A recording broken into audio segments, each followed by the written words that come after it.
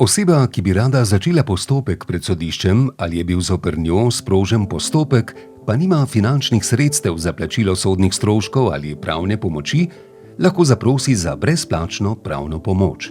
To pomeni, da bo država iz proračuna krila stroške njenega sodnega postopka. Najpogosteje se brezplačna pravna pomoč dodeli za pravno svetovanje pri odvetniku, zastopanje po odvetniku pred sodiščem in kot oprostitev plačila stroškov postopka, na primer za izvedenca ali izvršitelja.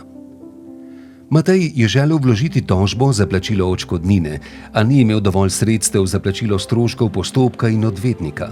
Za pridobitev brezplačne pravne pomoči je treba vložiti pisno vlogo, ki je na voljo na sodišču oziroma spletu. Prošnjo je treba poslati na pristojno okrožno, delovno in socialno ali upravno sodišče. Za pomoč glede izpolnjevanja vloge pa lahko Matej med uradnimi urami tudi pokliče ali se osebno oglasi na sodišču. Če ima oseba na sodišču več postopkov, mora vložiti vlogo za vsak postopek posebej. Matej se je z izbranim odvetnikom dogovoril za zastopanje in to navedel v vlogi. Če stranka tega ne navede, ji bo sodišče postavilo pooblaščenca s seznama odvetnikov, ki nudijo brezplačno pravno pomoč. Za upravičenost do brezplačne pravne pomoči je treba izpolnjevati več pogojev glede premoženjskega stanja prosilca, sodišče pa upošteva tudi možnost uspeha v postopku. Sodišče je preverilo premoženjsko stanje in možnost uspeha ter odločilo, ali je Matej v celoti ali delno upravičen do brezplačne pravne pomoči. Odločbo mu je sodišče poslalo po pošti. Matejeva prošnja je bila odobrena, kar pomeni, da mu ne bo treba plačati stroškov odvetnika in sodnih stroškov. Brezplačna pravna pomoč pa ne pokriva stroškov postopka in dejanskih izdatkov ter stroškov odvetnika nasprotne stranke.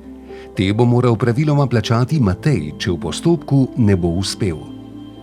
Ker je Matej upravičen do brezplačne pravne pomoči, je v postopku lahko oproščen tudi plačila sodnih taks. Oprostitev mora predlagati sodišču in priložiti odločbo o dodeljeni brezplačni pravni pomoči. Če se stranka ne strinja z odločitvijo sodišča, lahko v 30 dneh na upravno sodišče vloži tožbo, s katero izpodbija odločbo o brezplačni pravni pomoči.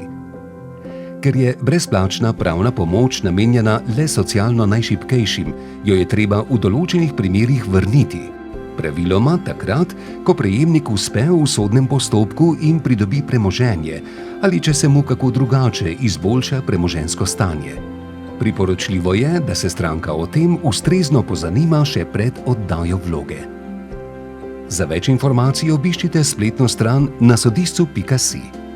Vsebine animacij ne predstavljajo pravnega nasveta ali stališča sodstva in nimajo pravnih posledic, temveč so le informativne narave.